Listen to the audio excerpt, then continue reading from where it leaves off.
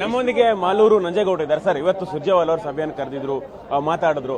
ಏನ್ ಸರ್ ಪ್ರಮುಖವಾಗಿ ಏನ್ ಅಜೆಂಡಾ ಇವತ್ತು ಮೀಟಿಂಗ್? ಏನಿಲ್ಲ, ಸರ್ಕಾರ ಕರ್ನಾಟಕ ರಾಜ್ಯದಲ್ಲಿ ಕಾಂಗ್ರೆಸ್ ಸರ್ಕಾರ ಬಂದ್ಮೇಲೆ 2 ವರ್ಷ ಆಗಿದೆ.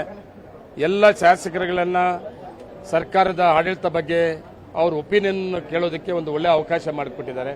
ಅದೇ ರೀತಿ ಎಲ್ಲ ಶಾಸಕರು ಒಂದು ಟೈಮ್ ಕೊಟ್ಟು, ನನಗೂ ಒಂದು ಟೈಮ್ ಕೊಟ್ಟು ನಾನು ಬಂದಿದ್ದೇನೆ. ನನ್ನೂ ಕೇಳಿದ್ದಾರೆ, ಏನು ನಿಮ್ಮ ಕ್ಷೇತ್ರದ ಡೆವಲಪ್ಮೆಂಟ್ಸ್ಗೆ ಸರ್ಕಾರ ಮತ್ತು ಮಂತ್ರಿಗಳು ಸಹಕಾರ ಕೊಡ್ತಾ ಇದ್ದಾರೆ ಅಂತ.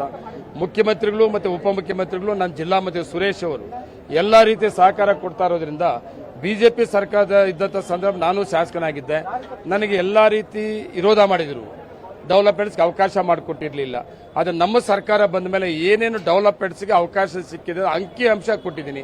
ಸುಮಾರು 2200 ಕೋಟಿ ನಮ್ಮ ಜಿಲ್ಲಾ ಮಂತ್ರಿಗಳ ಸಹಕಾರದಿಂದ, ಮುಖ್ಯಮಂತ್ರಿ ಉಪಮುಖ್ಯಮಂತ್ರಿ ಸಹಕಾರದಿಂದ ಸಿಕ್ಕಿದೆ.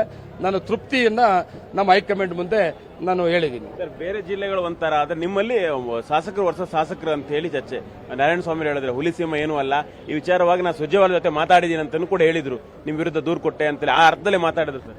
ನೋಡಿ, ನಾರಾಯಣ ಸ್ವಾಮಿ ಅವರು ವಯಸ್ಸಲ್ಲಿ ನನಗಿದ್ದು ಸಿಕ್ಕವರಿದ್ದಾರೆ, ಆದರೆ 3 ಸಾರಿ MLA ಆಗಿಬಿಟ್ಟಿದ್ದಾರೆ.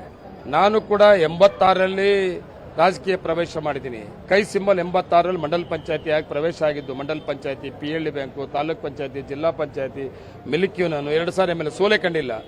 ನಾನು ಮೂಲತಃ ಕಾಂಗ್ರೆಸ್ಗ ನಾನು.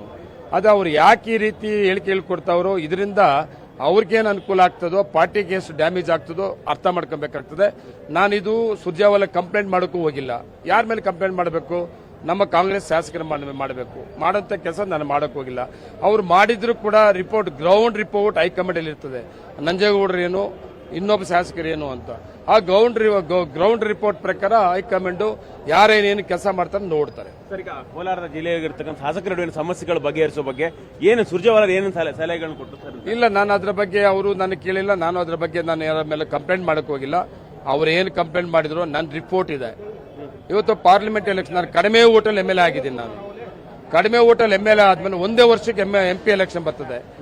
8 ವಿಧಾನಸಭಾ ಕ್ಷೇತ್ರಗಳಲ್ಲಿ ಅತಿ ಹೆಚ್ಚು ಓಟಿಗೆ ಯಾವ MLA ಎಷ್ಟು ಓಟ್ ತಗೊಂಡಿದ್ರು, ಯಾರು MLA ಎಷ್ಟು ಓಟ್ ಕೊಟ್ಟವ್ರೆ ಅಂಕಿಅಂಶ ಕೊಟ್ಟಿದ್ದೀನಿ. ನಾನು ಕಡಿಮೆ ಓಟಲ್ಲಿ MLA ಆಗಿದ್ರು ಕೂಡ ನಾನು ಎಷ್ಟು ಓಟ್ ತಗೊಂಡಿದ್ದೀನಿ, 22,500 ಓಟು 8 ವಿಧಾನಸಭಾ ಕ್ಷೇತ್ರದಲ್ಲಿ ಅತಿ ಹೆಚ್ಚಿಗೆ ಕೊಟ್ಟು ನಾನೇ. ಪ್ಲಸ್ ನಂದೆ KGF 1400 ಓಟ್ ಪ್ಲಸ್ ಇದೆ, ಕೋಲಾರ 5000 ಓಟ್ ಇದೆ, ನಂದು 22,500 ಓಟ್ ಇದೆ. ಬಂಗಾರಪೇಟೆ ಮೈನಸ್ ಇದೆ, ಸಿಲ್ಗಟ್ಟ ಮೈನಸ್ ಇದೆ, ಚಿಂತಾಮಣಿ ಮೈನಸ್ ಇದೆ, ಎಲ್ಲಾ ಕಡೆ ಮುಳಬಾಗಿಲು ಮೈನಸ್ ಇದೆ. ನಾನು ಎಷ್ಟು ಓಟ್ ಹಾಕಿಸ್ಕೊಂಡು MLA ಆಗಿದ್ದೀನಿ, 22,500 ಓಟ್ ಕೊಟ್ಟಿರೋದು ಕೂಡ ನಾನು ಅಂಕಿಅಂಶ ಕೊಟ್ಟಿದ್ದೀನಿ. ಈಗ ಪ್ರಮುಖವಾಗಿರ್ತಕ್ಕಂಥದ್ದು 100 ಜನ ಶಾಸಕರ ಬೆಂಬಲ DK ಶಿವಕುಮಾರ್ ಇದೆ ಅಂತ ಹೇಳಿ ಈಗ ಕಾಂಗ್ರೆಸ್ ಶಾಸಕರೇ ಚರ್ಚೆ ಮಾಡಿ ಶುರು ಮಾಡಿದ್ದಾರೆ. ಸರ್, ನಿಮ್ಮ ಬೆಂಬಲ ಯಾರು? ಅವ್ರು ಯಾಕೆ ಹೇಳಿದ್ರು ಗೊತ್ತಿಲ್ಲ. ಟೋಟಲ್ ಕಾಂಗ್ರೆಸ್ ಶಾಸಕರು ಎಷ್ಟು ಜನ ಇದೀವಿ ನಾವು? 148 138 ಜನ ಕೂಡ ಸಿದ್ದರಾಮಯ್ಯವರು DK ಪರವಾಗಿದ್ದೀವಿ, ಕಾಂಗ್ರೆಸ್ ಪಾರ್ಟಿ ಪರವಾಗಿದ್ದೀವಿ. ನಮ್ಗೆಲ್ಲ ಹೈಕಮಾಂಡ್ ಇದೆ 138 ಜನಕ್ಕೆ ಕೂಡ, ಮುಖ್ಯಮಂತ್ರಿ ಉಪಮುಖ್ಯಮಂತ್ರಿ ಎಲ್ಲ MLAಗಳಿಗೆ. ಹೈಕಮಾಂಡ್ ಏನ್ ತೀರ್ಮಾನ ತಗೋದು ನಮ್ಗೆ ಗೊತ್ತಿಲ್ಲ.